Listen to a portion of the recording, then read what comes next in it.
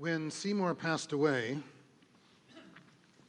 God greeted him at the pearly gates. "Are you hungry, Seymour?" God asked. "I could eat," Seymour replied. So God opened a can of tuna and reached for a chunk of rye bread, and they shared it. While eating this humble meal, Seymour glanced down into hell and saw the inhabitants devouring huge steaks and lobsters and pheasants and pastries and fine wines. Obviously not a kosher place, but curious but deeply trusting, Seymour remained quiet. Next day, God again invited Seymour for another meal. Again, it was tuna and rye bread. Once again, looking down, Seymour could see the denizens of hell enjoying caviar and champagne, lamb, truffles, and chocolates. Still, Seymour said nothing. Following day, mealtime arrived, and God opened another can of tuna. Seymour finally couldn't contain himself anymore. Meekly, he says, "God, I'm grateful to be in heaven with you as a reward for the pious, obedient life that I led. But here in heaven, all I get to eat is tuna and a piece of rye bread. And in the other place, they eat like emperors and kings. Forgive me, oh God, but I just don't understand." God sighed. "Let's be honest, Seymour. For just two people, does it pay to cook?"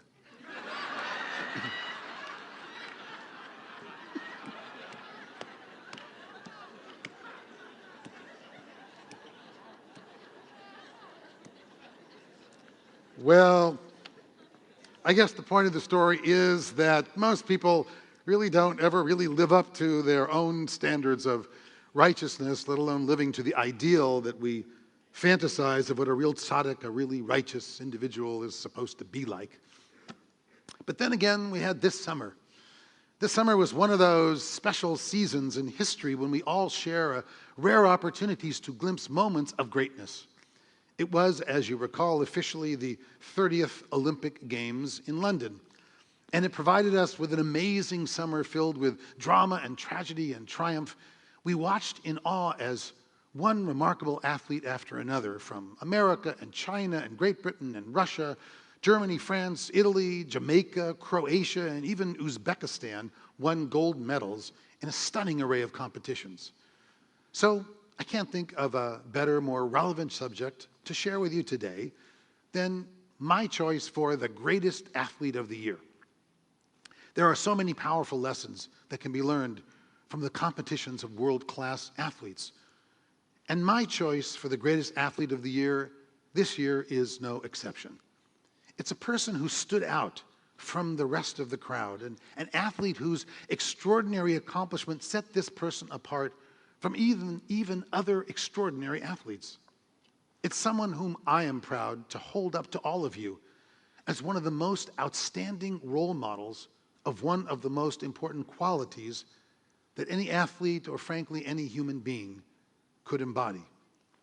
If every child who dreamed of winning Olympic gold, or who dreamed of conquering a nearly impossible athletic challenge, or who simply wanted to excel at his or her chosen sport, and through training, hard work, achieve greatness, were to emulate this athlete that I have in mind, it would truly be a far, far better world in which you and I would be living. Okay, so can you guess who my choice might be for the greatest athlete of the year? You can if you talk to people who already heard this sermon. Otherwise, you might think it's Michael Phelps, perhaps, the single most decorated Olympian of any country ever in the history of the Olympics. Or perhaps Missy Franklin, the 17-year-old who shocked the Olympic world in her debut by winning 5 medals, 4 of them gold, not only setting an individual world record in the 200-meter backstroke, but becoming the first American to win the race in 40 years. Or perhaps it's 16-year-old Gabby Douglas, this summer's newest America sweetheart, who became the first black gymnast ever to win the all-around competition in London. Or maybe it's not an Olympian at all. Maybe Roger Federer, that indomitable tennis player who this year won his 7th Wimbledon title and has won 17 major titles along the way to the history books. Or who? Well, so before I share my choice for the greatest athlete of the year, I figured I would give every one of you a chance to share your own choice as well. So I want everyone to think for a moment, if it were up to you, who would you be choosing as the greatest athlete of the year?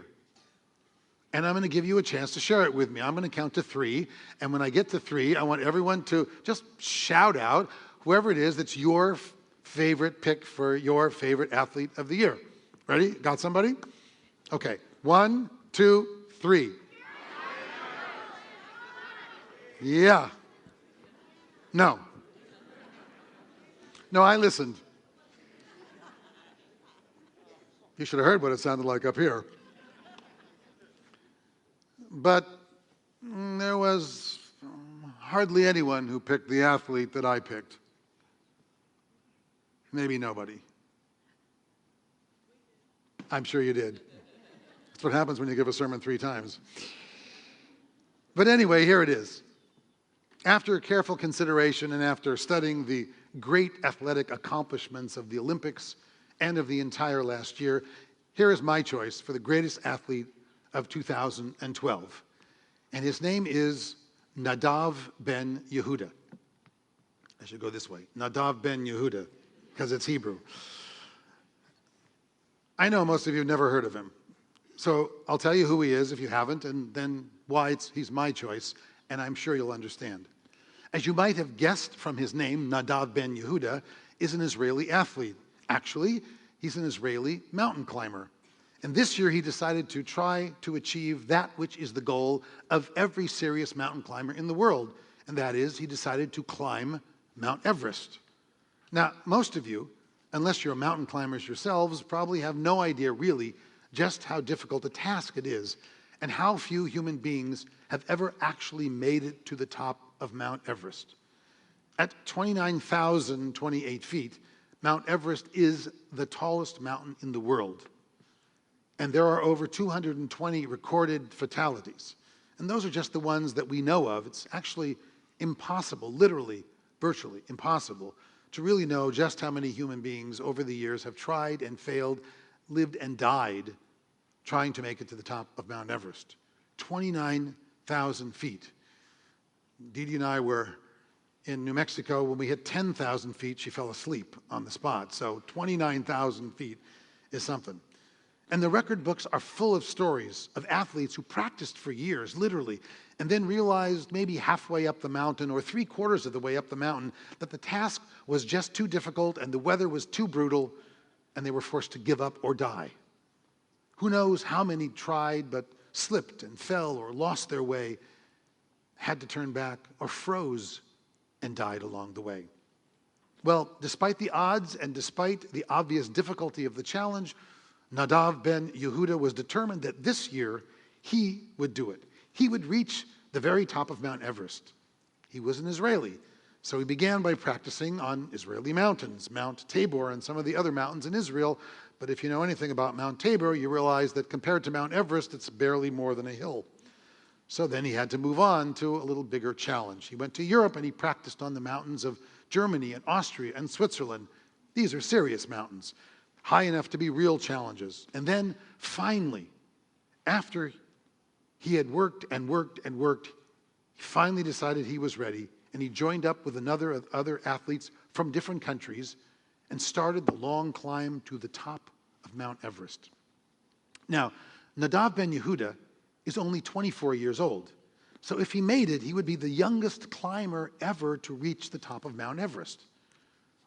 As you might imagine, his climb captured the imagination of many in Israel, and practically all of Israel was cheering for Nadav ben Yehuda to succeed and to reach the top, when on last May 25th, 2012, he began his potentially historic climb.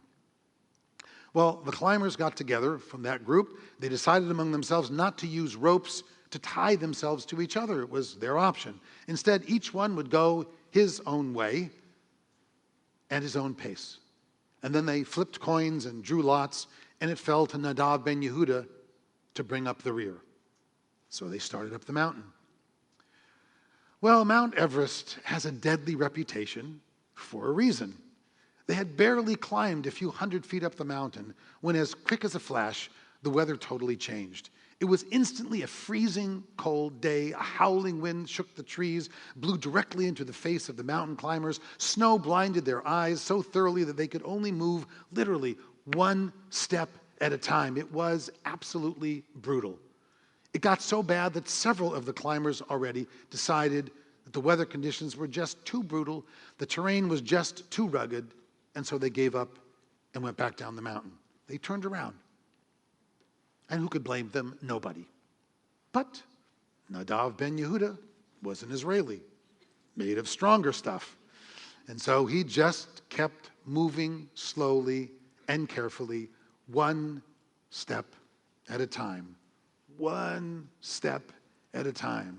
Holding on to whatever rock, climbing in any way possible, one step at a time. Slowly, slowly, slowly, that's how they say it in Israel, la'at, la'at, slowly, slowly up the mountain.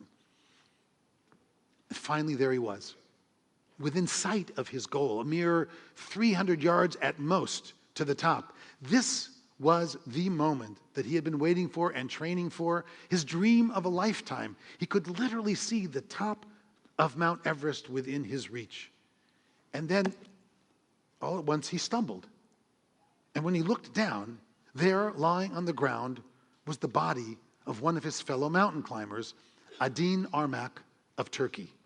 Adin was unconscious. He was lying on the ground without any gloves, without any oxygen, and like so many others before him, unconscious, silently freezing to death.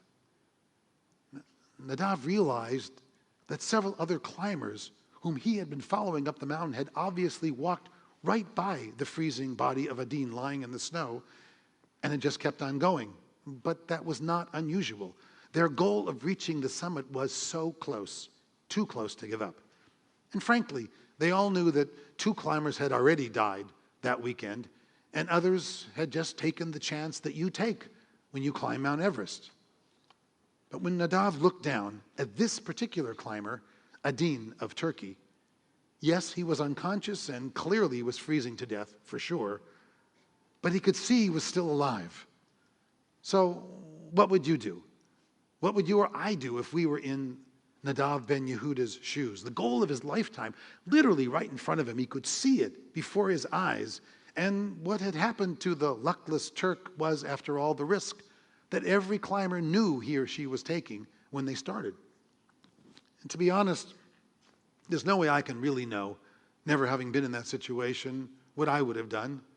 You know, you work for years to prepare to climb Mount Everest, and now you're within sight of your goal, and you see a climber lying on the ground unconscious, probably already dying anyway.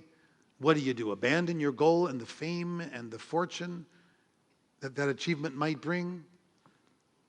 Well, I don't know what you or I would have done if we were in Nadav ben Yehuda's situation, but here is what he did.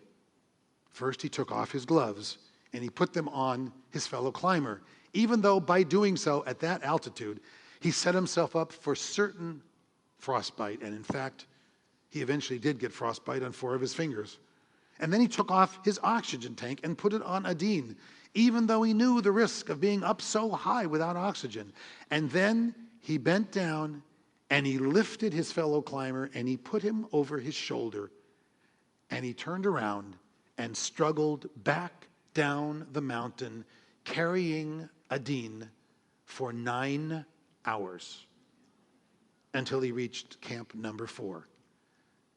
There he found a rescue station where people jumped immediately to give them some food, some drink, and give whatever first aid they could give to Adin Armak. And then those rescuers took both of them, Adin and Nadav, the Israeli and the Turk, and helped them both make their way back down the rest of the way to the foot of the mountain. Somehow, after all those hours, miraculously, because of that selfless Herculean effort of Nadav ben Yehuda, the 2 of them both survived. Now, we may not really know what you or I would have done, but we certainly know what the right thing to do would have been. And evidently so did the entire country of Israel. They knew too. And that is why when Nadav ben Yehuda returned to Israel, never having made it to his goal, never reaching the top of Mount Everest, there was a ticker tape parade for him in Tel Aviv anyway. And when the parade was over, President Shimon Peres presented him with Israel's Presidential Medal of Honor, the highest honor that Israel can give to any civilian. So why do I tell you this story today on this most sacred day of the Jewish year? I share it with you because I'm sure that nearly everyone here knows the names of, Michael Phelps or Mark Spitz or Sandy Koufax or Sean Green, Hank Greenberg, and maybe Red Auerbach. We know those names because they're famous Jewish sports heroes. And of course, everyone knows the names of sports heroes like Tiger Woods and Muhammad Ali and Magic Johnson and Michael Jordan, Babe Ruth, Wayne Gretzky. All of these legendary athletes have won eternal fame because of their extraordinary talents as baseball players or golfers or basketball players or football players or hockey players or boxers. But these are the high holy days. This is Yom Kippur, our annual day of awe. And on this day, we don't measure greatness by athletic ability or intellect or talent.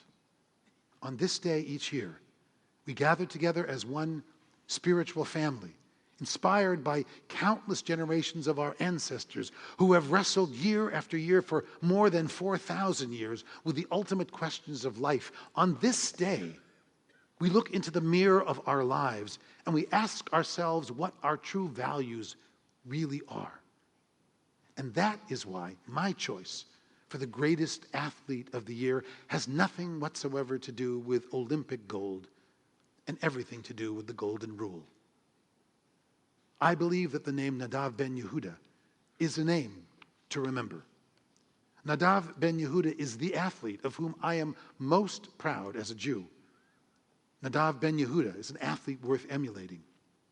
Unlike all those other famous athletes, in fact, Nadav actually failed in reaching his goal.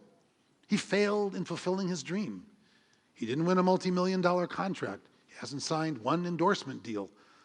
But on this most sacred day of the year, it's Nadav ben Yehuda whose life represents a life well lived, where the content of his character is a shining example of Jewish values at their finest. No, he didn't make it up to the top of Mount Everest, but he sure made it to the top of my list of athletes most worthy of being called a mensch. It was Albert Einstein who famously said, "Try not to become a man of success, but rather try to become a man of value." Try not to become a man of success, but rather try to become a man of value. What greater example could any of us have this year of a man of value than Nadav ben Yehuda, whose courage, whose character, selfless commitment to the highest and noblest in the human spirit is the greatest lesson that any of us could possibly learn. This is what our ancestors of the Talmud really meant when they taught that saving one human life is as if you have saved the entire world. It was certainly the entire world for Adin Armak and his family. Nadav ben Yehuda understood, as I so often say, and you've heard me all say before, that these are God's hands and these are God's eyes and this is God's heart. And for God to act in the world, we have to act in the world. Every morning, there is a traditional Jewish prayer that describes God as Somech Noflim, who lifts up the fallen. Somech Noflim, who lifts up the fallen. Like Nadav ben Yehuda, who without hesitation lifted up Adin Armak and brought redemption and the gift of life itself into his world. We have it in our own hands and in our own eyes and in our own hearts to redeem the world in which we live through every act of kindness, through every act of generosity, every act of compassion that we bring into the world, no matter how large, no matter how small, one day at a time, every day of our lives. No, I'm sure that Every one of us here probably won't be faced with the dramatic and life-changing moments of decision like standing on the summit of Mount Everest, choosing between literally life and death for another human being. But really, every single day of our lives we choose. We choose over and over and over again who we really are and the true quality of our character by everything we say and by everything we do. That is why we gather together here each year, to remind ourselves that we can rise to the occasion, whatever it might be. We can choose caring over indifference. We can choose kindness over callousness. Whether it's climbing a mountain or climbing the ladder of success in your own chosen field, or simply struggling our best to live our lives navigating the complex emotional minefields in every family and every intimate relationship I've ever seen, this year is another opportunity to choose the very best version of who we can be. At home, at work, at school, with every relationship we have, every day of our lives. So I encourage you, I urge you to keep Nadav ben Yehuda in your mind and in your heart this year. And this year, for you to be the person you were always meant to be as well. Amen.